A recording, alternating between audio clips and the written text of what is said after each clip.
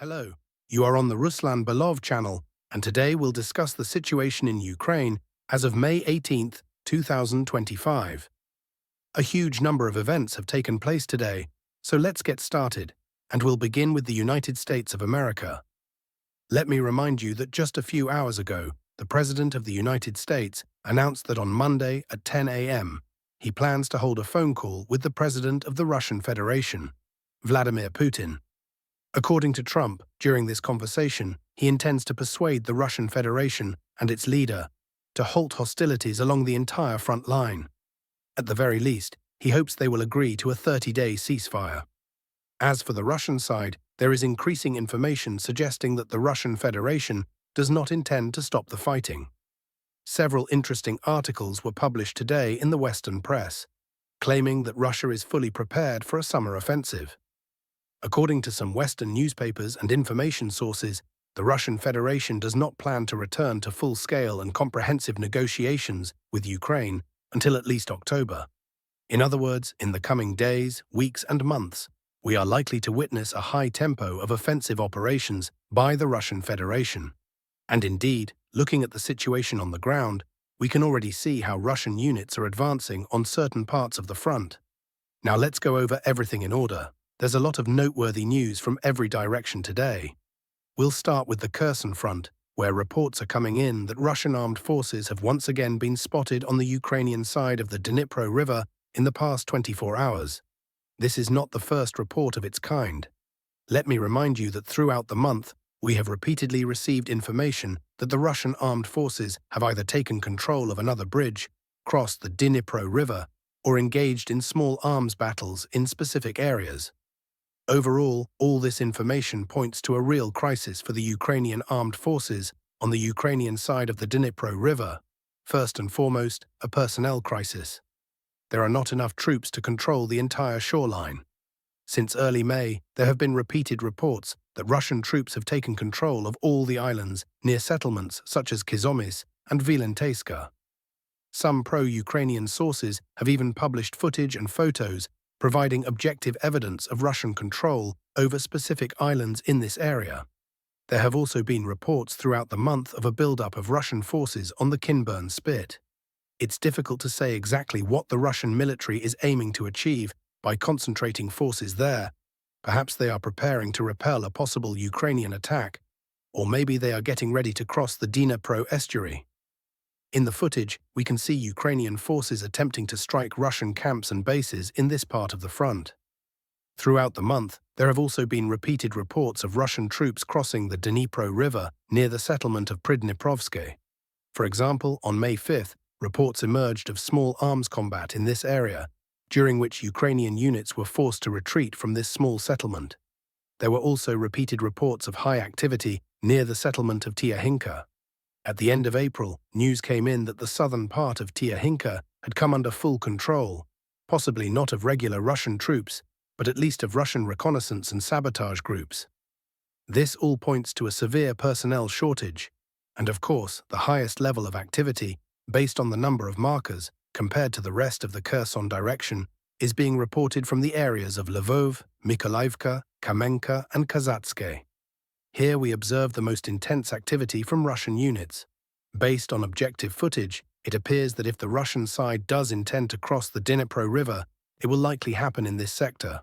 For instance, today, news came in that Russian armed forces have cleared and taken full control of the settlement of Mykolaiv. This was no longer a matter of reconnaissance groups. By the end of today, May 18th, 2025, there has been no official confirmation of this situation. No geolocations, no objective control footage. Here's another post from May 15th. On this map, we can see the settlements of Lvov, Olhivka, Mykolaiv, Adroda and Kamenka, where Ukrainian units are either absent or present in very small numbers, about 3 to 5 soldiers per location, who stay in their strongpoints for 3 to 5 days until the next rotation. Also, yesterday, objective footage was published showing Russian FPV drone operators raising a Russian flag in the northern part of Mykolaiv. Let me remind you that there is a very high probability that before any potential negotiations or signing of an agreement with Ukraine, the Russian side may try to take full control of all islands and Dnipro river channels in order to secure stronger negotiating positions, especially when it comes to the issue of free navigation for Ukrainian commercial or possibly military vessels along the river. So far, the Russian army appears to be focused on that task. Now let's move on to the southern Donetsk direction, where updates continue to arrive not from the settlement of Bohatyr, but from the settlement of Otradne. Let me remind you that yesterday, a large number of geolocated images, flags and footage from the territory of Bohatyr were published. And yesterday, we received numerous confirmations that Russian units, during assault operations, managed to fully clear this village.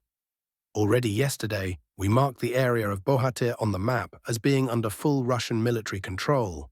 These are the footage of objective control showing Russian units clearing Bohatyr and subsequently raising flags in various parts of the settlement.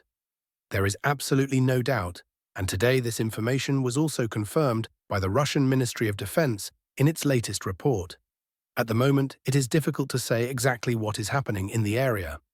There is a very high probability that Russian units, possibly following the retreating Ukrainian forces, are advancing further west toward the settlement of Otradne.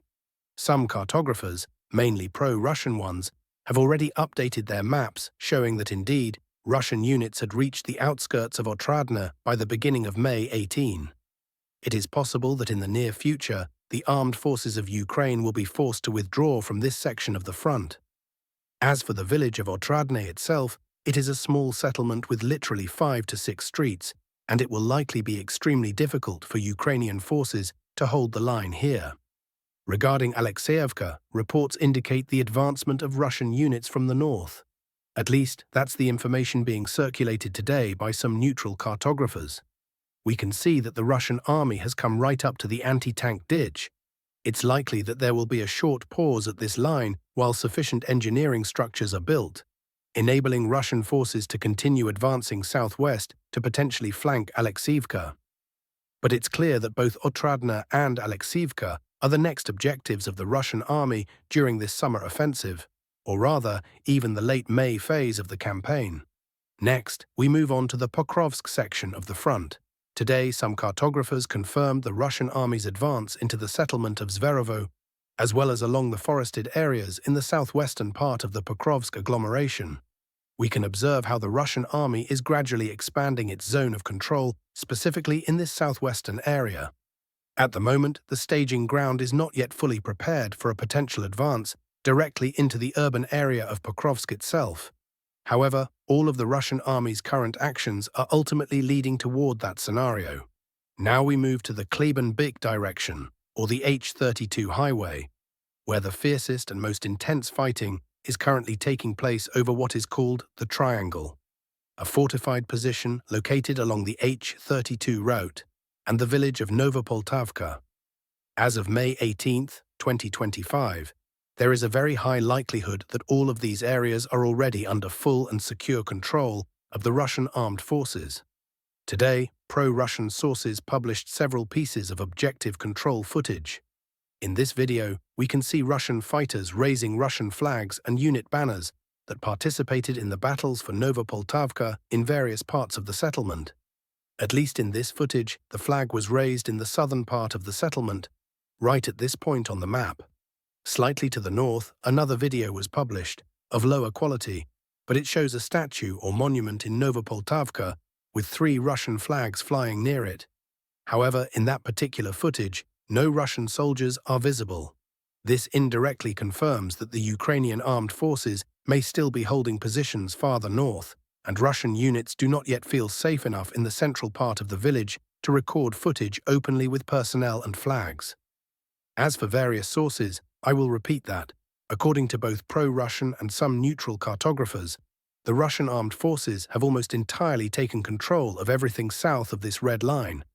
Pro-Ukrainian cartographers are also adjusting their maps, and according to the Ukrainian deep state resource, in the past day or several days, Russian units managed to capture a series of strongpoints along the H-32 highway, and today the entire defensive line finally collapsed and came under full Russian control. A fairly strong Russian foothold is continuing to form in this part of the front, and from this foothold in the near future, Russian forces are expected to push either westward toward Novo-Ekonomichin or northward toward Chasiv Yar and Vladimirovka, possibly targeting a flank attack on the Ukrainian grouping in the Konstantinovka area. Next, we move to the Clebanik pocket, where the Russian offensive continues on three fronts. The Russian army is currently storming the settlement of Zarya, and more precisely, a number of small villages from the direction of Alexandropol, west to east. Today, footage emerged confirming that Russian forces had advanced into the central part of the village of Stara Nikolaevka. This was also confirmed by several pro-Russian military analysts. Here is objective control footage published by the Ukrainian side. We can see Russian vehicles entering the southern part of Stara Nikolaevka. This moment was geolocated. Here's the bush visible in the footage. Right here is the Russian vehicle, and on the map it's positioned in the same spot. So we now have undeniable evidence that Russian units managed to penetrate Ukrainian defenses in the southern and central parts of Stara Nikolaevka. It is possible that in the near future, the Russian Ministry of Defense will officially confirm the complete clearing of this village. Objective control footage may also soon be released. There is also information that Russian troops entered the settlement of Romanovka from the southwest and southeast. There are videos and maps from various cartographers, mostly pro-Russian. So what we are seeing is an offensive unfolding on three axes.